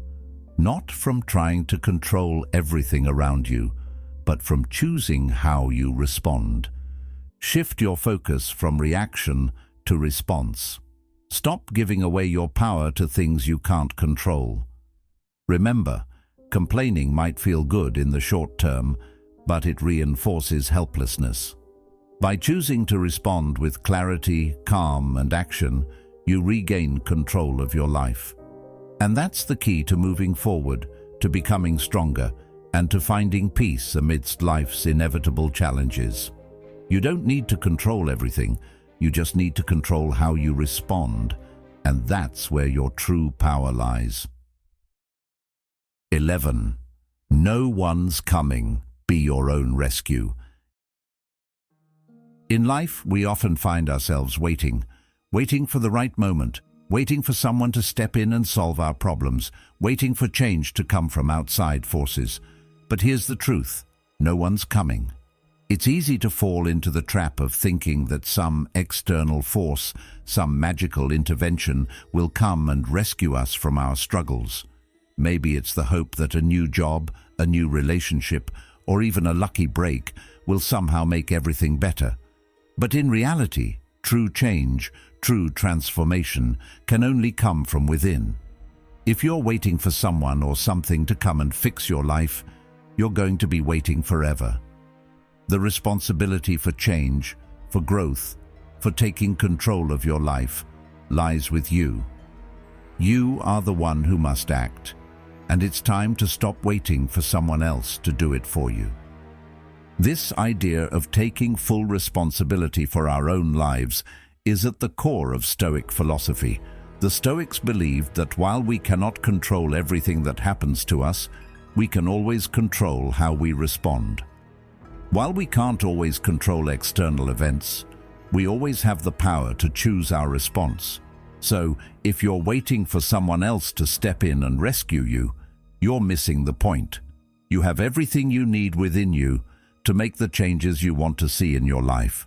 The key is to stop waiting for the perfect moment or the right person and start taking action yourself. Becoming the person you want to be, the person who is strong, capable, and resilient, isn't about waiting for someone to help you get there. It's about taking the steps yourself. Change doesn't happen in a vacuum. It requires action. You have to do the work. You have to show up for yourself, even when it's hard. You are the one who is responsible for your life. You are the one who gets to decide what kind of person you want to become. And that begins with taking responsibility for your own actions. The thing about waiting for someone to come and save us is that it's disempowering. It keeps us stuck in a passive mindset, where we think we're at the mercy of circumstances. But when you take control, when you decide to be your own rescue, you change your entire relationship with life. Suddenly, you're not just reacting to whatever life throws at you. You're actively shaping your life, making choices that align with your values and goals. You're not waiting for the world to be different. You're taking action to make the world around you different. Imagine for a moment that you're stuck in a difficult situation. Maybe it's a challenging work project, a strained relationship, or a personal struggle. It's easy to fall into the trap of thinking, if only things were different, if only someone would step in and help, everything would be better. But what if, instead of waiting for someone else to fix it, you took responsibility? What if you asked yourself, what can I do today to improve this situation? Even if the problem is complex, even if you can't fix everything at once, you can always take one small step toward making things better. It's in those small actions that change begins to happen. And as you take action, you begin to feel more in control. You start to feel empowered because you're no longer waiting for someone else to rescue you. You are your own rescue. The Stoics often spoke about the power of choosing how we respond to difficulties. They didn't believe in waiting for life to become easy. Instead, they embraced the challenges, knowing that it's through facing them that we grow stronger. It's in the toughest moments that you discover who you truly are and what you're capable of. It's easy to think that life would be better if things were different, but the Stoics understood that life's challenges aren't roadblocks.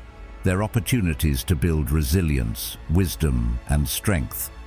When you choose to take responsibility for your own life and be your own rescue, you stop giving away your power to others or to external circumstances.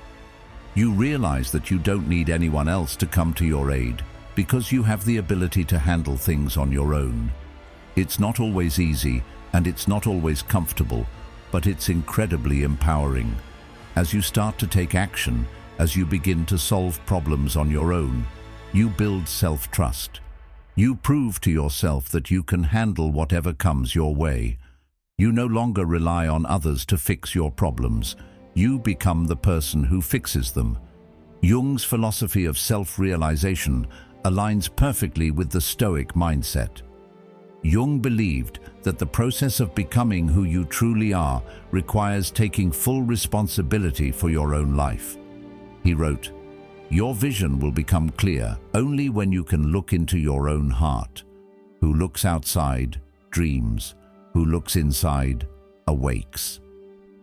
What Jung is saying here is that real transformation happens when we stop looking outside ourselves for answers and start looking within.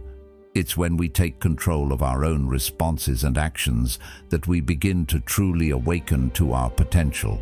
And just like the Stoics, Jung understood that this process requires action. You don't become who you truly are by waiting for life to give you a break. You become who you truly are by taking responsibility, facing your challenges head-on, and acting in alignment with your values. There's a powerful truth in this. If you wait for someone else to come and fix your problems, you'll spend your whole life waiting. But if you choose to be your own rescue, you take back control of your life. You stop being a passive observer of your circumstances and start being an active participant in shaping your future. Every time you take action, you affirm that you are in charge of your life. You build confidence, you build resilience, you build strength, and most importantly, you build trust in yourself. In the end, it's all about taking responsibility. You are the one who must act. You are the one who must make the choice to move forward, no matter what obstacles stand in your way. Marcus Aurelius understood this better than most. He didn't wait for life to be perfect, and he didn't wait for someone else to make things right. He took responsibility for his own thoughts, his own actions, and his own life, and that's why he was able to maintain peace and clarity in the face of immense challenges. He knew that the key to a meaningful life isn't in waiting for rescue, it's in becoming your own rescue. You have everything you need within you to make the changes you want to see. You are your own rescue. Take action. Do it anyway. Because when you do, you'll realize that the obstacles you face are just opportunities for growth. And through those challenges, you will find the strength and resilience you need to shape the life you desire. 12. Trust is earned, especially from yourself. You've probably heard the phrase, trust is earned, and while it's often used in the context of relationships with others, have you ever stopped to think about how it applies to your relationship with yourself? How often do you truly trust yourself to follow through? It's easy to promise ourselves that we'll get things done, that we'll be disciplined, or that we'll make changes in our lives. But how many times have you found yourself letting those promises slip away and then feeling disappointed in your own inability to keep them? That disappointment, that lingering feeling of inadequacy, is the result of not following through with what you said you would do. Self-trust isn't something that magically appears. It's earned, built over time, through the simple act of doing what you said you would do. Every time you follow through on a commitment, no matter how small, you're laying the foundation for inner strength and self-respect. If you want to be someone who can trust themselves, you need to start by keeping the promises you make to yourself. It doesn't matter if it's a big goal or a small one. Every promise kept is a step toward becoming a person who is worthy of their own trust. Every time you show up for yourself, even when it's hard, you reinforce your character and build a deeper level of respect for who you are. Self-respect doesn't come from what we say or intend to do. It comes from what we actually do. In Stoic philosophy, this is central to the practice of virtue, living in accordance with reason, wisdom, and discipline. Every time you follow through on a commitment, even if it's just getting out of bed early, eating healthier for the day, or finishing a task you've been putting off, you prove to yourself that you are capable. You reinforce your own sense of self-trust and respect. It's a daily process, not a one-time event. We all want to be the kind of person who gets things done, who achieves their goals, and who feels a deep sense of satisfaction with their progress. But the gap between wanting to be that person and actually being that person lies in follow-through. If you don't follow through on your promises, even the small ones, it's hard to trust yourself. Carl Jung spoke to this truth when he said, "You are what you do, not what you think you can do." Jung understood that our self-identity isn't built on the potential we see in ourselves, but on the actions we take. We don't earn self-respect by thinking about what we could do or wishing we could change. We earn it by taking action, by following through, and by proving to ourselves that we can rely on our own word. When you keep a promise, no matter how small, it's like adding a brick to a foundation of strength and trust. And over time, that foundation becomes unshakable. Think about it. When you keep a promise to yourself, you send a powerful message to your mind. You're saying, "I can count on myself." And with each promise you keep, that message becomes stronger.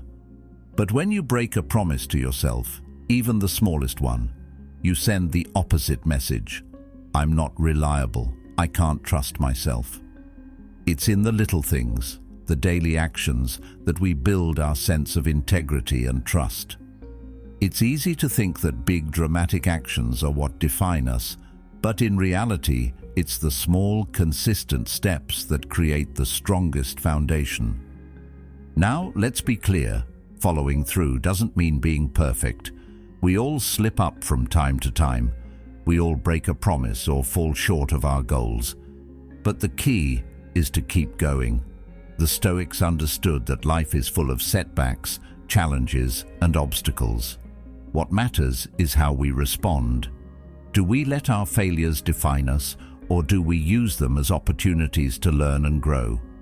Every time you get back on track after falling off, you reinforce your ability to follow through. You prove that you're resilient, that you can adapt, and that you can trust yourself to keep going. It's not about being perfect, but about consistently making the effort to do what you said you would do. Every time you get up and try again, you're earning your own trust. Building self-trust through follow-through is also about managing expectations. Often, we set ourselves up for failure by making unrealistic promises. Maybe you tell yourself you're going to completely overhaul your life in a week, or that you'll be perfect in every way, every day. But the Stoics didn't advocate for perfection. They advocated for progress. In fact, they believed that it's more important to make steady, consistent improvements than to aim for unattainable perfection. As Seneca put it, "No man was ever wise by chance. Wisdom, self-respect, and inner strength are the results of deliberate practice, of showing up every day and doing the hard work, one small step at a time." So, instead of overwhelming yourself with impossible goals, focus on small, achievable actions. Start with something simple, something you know you can do, and follow through. Over time, this will build the trust and self-respect you need to tackle bigger challenges. When we look at someone we admire, someone who seems to have their life together, someone who exudes confidence, it's easy to assume that they're just naturally gifted or that they have something we don't. But in reality, the difference between them and someone who feels stuck often comes down to one thing: follow through.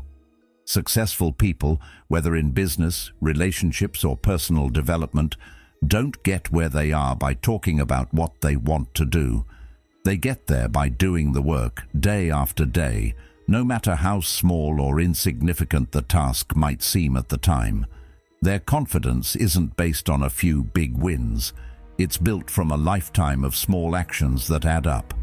As you start following through on your promises, you'll notice that your self-respect grows. You'll start to trust yourself more, and with that trust comes confidence. The power of self-respect is immeasurable. It's the foundation upon which all other forms of success are built. Without self-respect, it's hard to trust your own decisions or feel good about your actions. But when you follow through on your commitments, even the small ones, you create a solid base for personal growth and self-confidence. Each small act of follow-through is like a brick being laid in a foundation that will support you through life's challenges. And over time, that foundation becomes so strong that nothing can shake it. You will become a person who is reliable, not only to others, but to yourself. The more you follow through, the more you'll trust yourself. And as your self-trust grows, so too will your ability to handle whatever life throws at you. The Stoics knew this better than anyone. The key to a meaningful, resilient life lies in the daily practice of integrity, discipline, and follow-through. It's not about being perfect, it's about being consistent. And in that consistency, you'll find the strength, wisdom, and self-respect that will carry you through any challenge. 13. Reflection is a superpower. Have you ever paused at the end of a long day and reflected on everything that happened? If you haven't, you might want to start. It's easy to get swept up in the busyness of life, to go from one task to the next, without taking a moment to step back and look at how you're responding to the world around you. But here's the truth. Reflection is a superpower. It's a tool that can help you understand yourself better, find clarity in chaos, and develop the wisdom to navigate life's challenges. This isn't just some self-help fluff. It's a practice that has been embraced by some of the greatest minds in history, including the Stoics. In our fast-paced world, it's easy to get distracted by all the noise around us. We're constantly bombarded with information, tasks, and demands, and it's tempting to just keep pushing through without stopping to think about how we're really doing. But without reflection, we miss out on the opportunity to learn from our experiences. We might keep making the same mistakes, repeating the same patterns, or living in a state of constant overwhelm without even realizing it.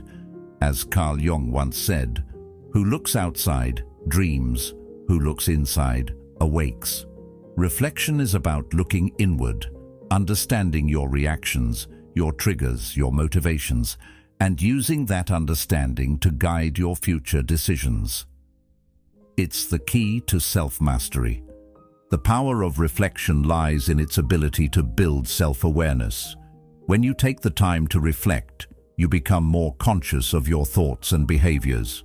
This awareness allows you to identify areas where you can improve and take intentional steps to make better choices. When you're not reflecting, you're essentially on autopilot, letting life's circumstances dictate your mood and actions. But when you stop and reflect, you take back control. You become the observer of your own experience, rather than a passive participant in it. You start to notice how your mind works, how you react to different situations, and where you might be falling short in terms of your own values and goals. Reflection isn't just about self-criticism or pointing out your flaws. It's about understanding why you do what you do and how you can align your actions with your higher self. It's about cultivating a sense of inner peace and clarity. And journaling can be an incredibly powerful tool for this practice. Writing down your thoughts, feelings, and reflections allows you to externalize your internal world. You get to see your worries, doubts, and fears on paper, and in doing so, they lose some of their power over you. Journaling helps you process emotions, clarify your thoughts, and gain a sense of calm and control. As the Stoics knew, when you reflect on your day, you gain the ability to shape your responses to life rather than letting life shape you. What's amazing about reflection is that it gives you the space to pause, breathe, and put things into perspective. Let's face it, life is full of challenges. There are days when everything seems to go wrong, when you're overwhelmed, stressed, or frustrated. But when you take the time to reflect, you can gain clarity. You start to see that not everything is as urgent as it seems in the moment. You begin to recognize that many of the things you stress about are fleeting, that they don't define you, and that you have the ability to respond differently. It's like putting on a pair of glasses and seeing things more clearly. Reflection allows you to step outside of the chaos and view your experiences with a calm, objective mindset. Journaling plays a crucial role in this process. By writing down your thoughts, you give yourself the opportunity to work through them in a structured way. Instead of letting your emotions run wild, you create a space where you can process them thoughtfully. As you reflect on the day's events, you can identify patterns in your thinking and behavior. Maybe you notice that you get triggered by certain things, or that you tend to react impulsively in stressful situations. Journaling helps you catch these patterns and shift your mindset. It allows you to be intentional with your responses rather than just reacting without thinking. This is where true growth happens, when you become more mindful of your actions and actively choose to align them with your values and goals. The Stoics were masters of this kind of self-reflection. They didn't believe in merely thinking about their problems. They took time to actually examine their thoughts and feelings in order to understand themselves better. When we don't take the time to reflect on our experiences, we allow our imagination to run wild, creating exaggerated fears and worries. But when we stop and reflect, we can see that many of our anxieties are just stories we've told ourselves. Reflection helps us step back and challenge those thoughts. It helps us differentiate between what's real and what's imagined, and it gives us the clarity we need to move forward with confidence. Reflection isn't always easy. It requires honesty, vulnerability, and a willingness to confront uncomfortable truths about ourselves. It can be difficult to acknowledge our flaws or admit when we've made mistakes. But this is where the real growth happens. When you're honest with yourself, when you take the time to really examine your actions and behaviors, you open the door to personal development. You begin to see where you're holding yourself back, where you're repeating the same patterns, and where you have the opportunity to do better. Reflection allows you to see these obstacles clearly, understand them, and turn them into lessons that propel you forward. Now, you might be wondering, how exactly can you start building this practice of reflection in your life? It's simple. Start small. You don't need to spend hours meditating or writing. Start by setting aside just 5 or 10 minutes at the end of each day to reflect. Ask yourself a few key questions. What did I think today? How did I feel? What did I do, and how did I respond to challenges? Be honest with yourself, but don't judge yourself harshly. The goal is not to criticize, but to understand.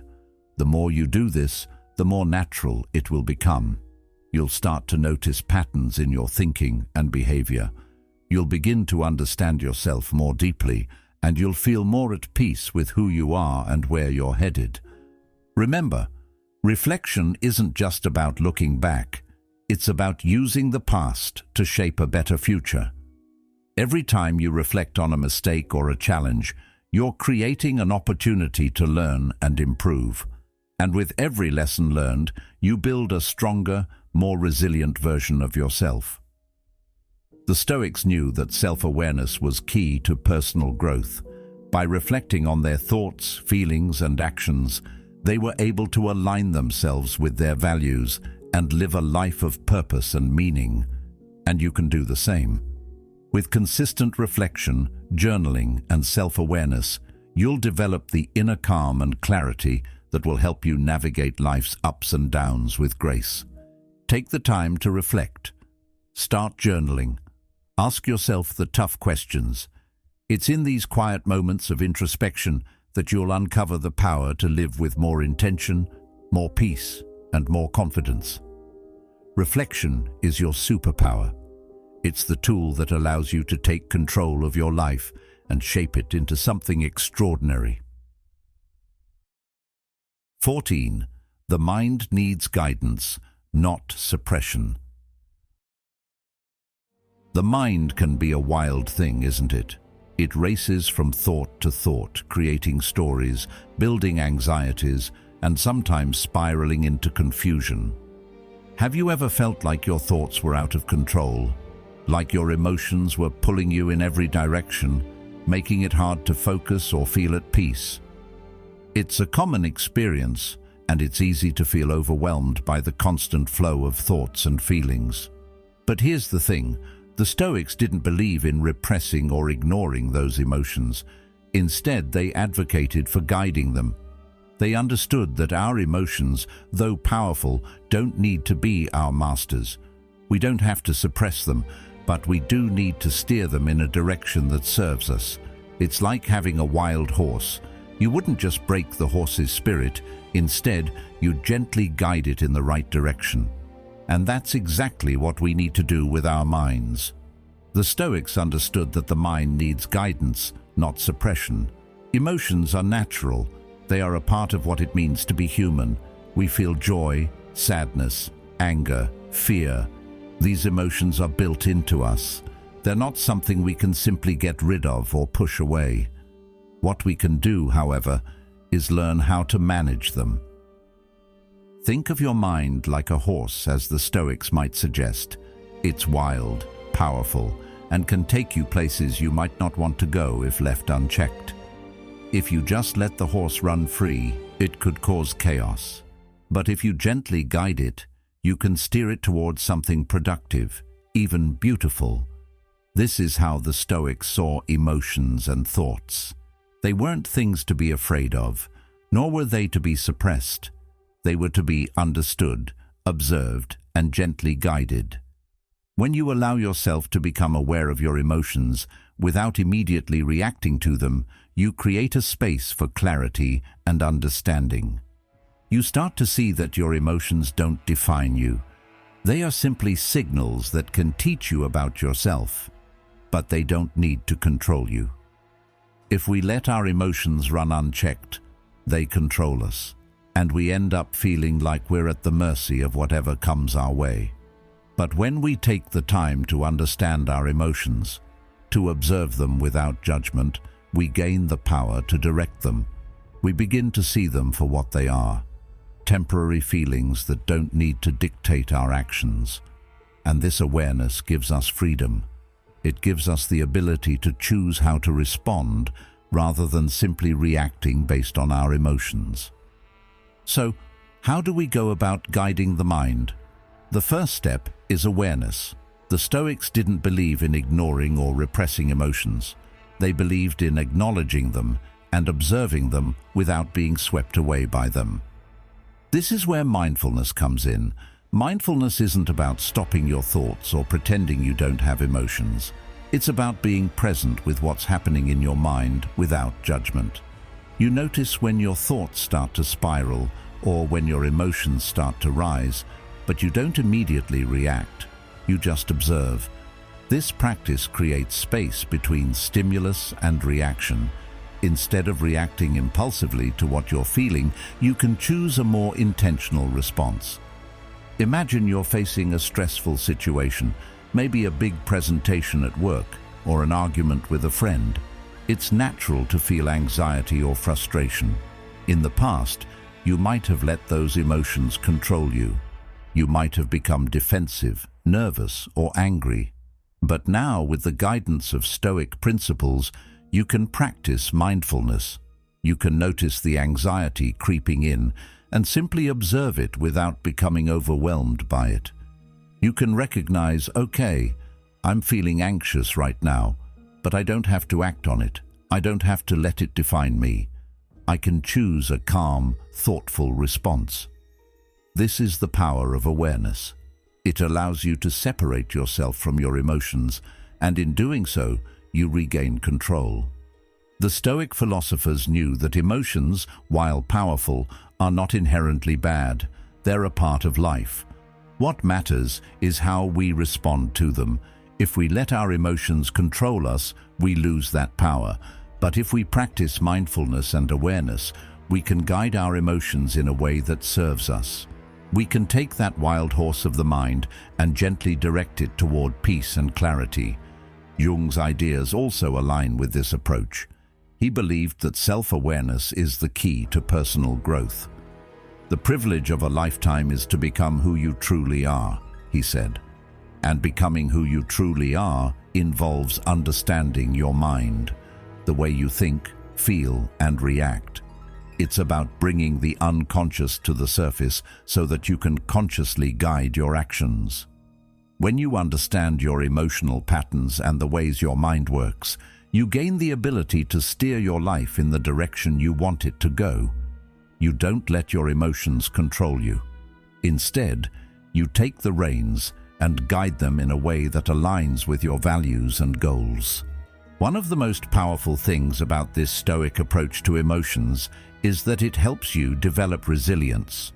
Life isn't always going to be easy. There will be times when you're faced with difficult emotions, when you feel overwhelmed, angry, or frustrated. But when you practice mindfulness and learn to guide your mind, you build the resilience to handle whatever comes your way. Instead of being swept away by your emotions, you learn to meet them with calm, clarity, and purpose. This makes you less reactive and more thoughtful in your responses, and over time, it builds your inner strength. As if you allow your thoughts to run wild, they can shape a reality that feels chaotic and uncontrollable. But if you guide your thoughts with mindfulness and intention, you can shape a reality that is peaceful and under control. So, how do you start practicing this gentle guidance of the mind? It begins with self-awareness. Take a moment each day to check in with yourself. Notice what you're thinking and feeling without judgment. Ask yourself, what's going on inside my mind right now? What emotions am I feeling and why?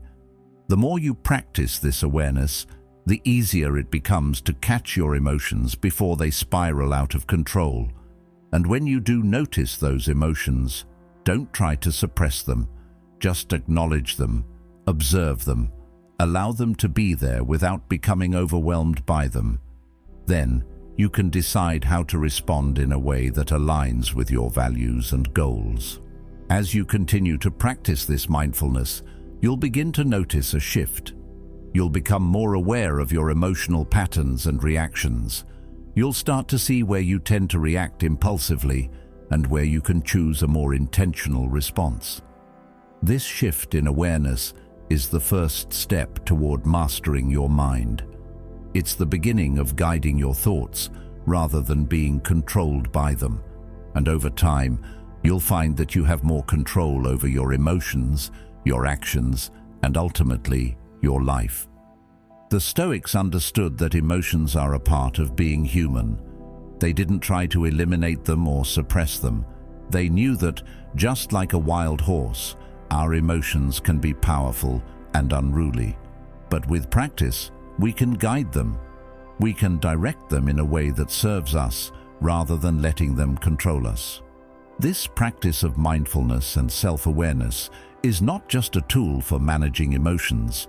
It's a tool for living a life of intention, clarity, and peace. When you learn to guide your mind, you unlock your full potential. You become more resilient, more present, and more in control of your own life. 15. Mastery is a process, not a destination. We all want to be in control of our lives, don't we? To have a sense of calm and clarity no matter what life throws at us. It's easy to look at someone who seems completely collected, someone who handles stress effortlessly, and think that they've got it all figured out. They've reached a destination, right? The truth is, mastery isn't a final destination. It's a process. The Stoics, those ancient philosophers who had a knack for wisdom, would agree. They didn't promise peace overnight. They didn't claim that one day everything would suddenly fall into place. Instead, they taught that calm, clarity, and emotional mastery are earned through consistent practice over time. It's about the small, daily steps, not some magical moment of arrival. It's the practice, not the perfection, that builds lasting peace. The Stoics didn't expect perfection from themselves, and they certainly didn't expect it from us. They knew that true mastery doesn't come from doing everything right all at once. Instead, it's about improving gradually, one step at a time. It's about cultivating habits that reinforce peace and balance. It's not about avoiding challenges or reaching some perfect state of emotional equilibrium. It's about how you respond to the challenges that inevitably come your way. Each reaction you choose, each time you catch yourself before you react impulsively, is a small victory. And when you string enough small victories together, you begin to experience mastery, not as a static goal, but as an ongoing process. It's easy to fall into the trap of thinking that peace is something we'll achieve once everything in our lives is perfect. That if we could just get the job we want, fix our relationships, or get the perfect routine, everything would finally fall into place. But the Stoics taught that external conditions don't define our inner peace. True peace comes from the inside. It's the ability to manage your thoughts, your feelings, and your reactions, no matter the chaos happening around you. So much of our stress comes from imagining the worst-case scenario, from ruminating on what could go wrong. But when we step back and practice reflection, like the Stoics did, we begin to see that the majority of our worries never come to pass. Peace is built through a practice of being present and not letting the mind run wild. It's about training the mind to stay grounded, even when things get tough. And that takes time. We often think of mastery in terms of getting it right. We imagine that if we practice something enough, we'll reach perfection, and at that moment, everything will click. But this idea of perfect mastery can be paralyzing. It can make us feel like we're never good enough, always striving for something that's just out of reach. But the Stoic perspective is different. They didn't believe in chasing perfection. They believed in the pursuit of virtue and progress, no matter how small the steps might be. Perfection was never the goal. Consistency was. Wisdom and mastery are earned by practicing the right habits over time. It's in the repetition of these small actions that we build our strength and character. Mastery isn't about being perfect.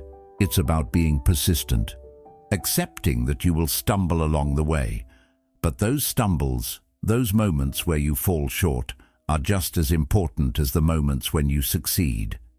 Each mistake is an opportunity to learn, to adjust, and to grow. The process of mastery is one of continuous evolution, not a point of arrival. When you can embrace that, you free yourself from the pressure of being perfect and focus on being consistent. Think about any skill you've learned, whether it's a sport, a craft, or a profession. At first, it felt impossible. You probably made mistakes, maybe you even failed. But as you practiced over time, it got easier. You learned from your mistakes, you adjusted, and you kept going. You didn't give up because you weren't perfect right away. You understood that mastery was a journey, not a destination. The same applies to emotional mastery. You can't expect yourself to have it all figured out from the beginning. You will have moments of doubt, moments when your emotions get the best of you, but that's all part of the process. What matters is that you keep showing up, keep practicing, and keep striving for progress. The Stoics knew this well. They didn't expect perfection, and they didn't demand it from themselves. What they valued was the effort, the continuous striving to be better, no matter how small the steps. Every obstacle you face isn't something to avoid or lament. It's an opportunity to learn, grow, and keep moving forward. Your challenges, your setbacks, are part of your mastery. Each time you meet them with resilience and thoughtful action, you're building your strength. Mastery comes not from eliminating obstacles, but from learning how to navigate them. One of the most powerful ideas the Stoics teach is that peace isn't something that happens in one moment.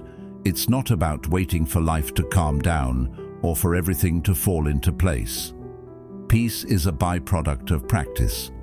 It's something you build through daily effort. And this process is what leads to true mastery. It's not about waiting for everything to be perfect. It's about showing up every day, putting in the work, and trusting that over time, you'll get better. It's about embracing the journey, not the destination. The beauty of this process is that there's no end point. You don't reach mastery and then stop. Mastery is something you continue to work on, to refine, and to improve. It's not a place you arrive at. It's a state of being that you cultivate through consistent practice. It's a lifelong process, and that's what makes it so fulfilling. As you continue to practice mindfulness, reflection, and emotional control, you build a foundation of inner peace that allows you to navigate life's ups and downs with grace. You learn to weather the storms without being overwhelmed and to enjoy the calm when it comes. This process of mastery isn't about being perfect. It's about being present, persistent, and willing to grow. If you're feeling frustrated because you haven't reached some ideal version of peace or mastery yet, take a deep breath and remind yourself that this is the journey. It's okay not to have it all figured out. What matters is that you keep going, that you continue to practice, and that you stay focused on progress rather than perfection. The Stoics would tell you that you're already on the right path. Mastery is a process, not a destination, and every small step you take along the way is a victory in itself. Remember, true mastery is a journey, not a destination. Every small step you take, every moment you choose to grow, is a victory in itself. So keep moving forward and trust that with every day you're building a stronger, calmer, and more resilient version of yourself. Thank you for being a part of Stoic Journal. Your commitment to growth is inspiring. If you found this video helpful, don't forget to check out one of the suggested videos on the screen for even more wisdom to guide your path. Stay strong, stay mindful, and as always, keep learning. See you in the next video.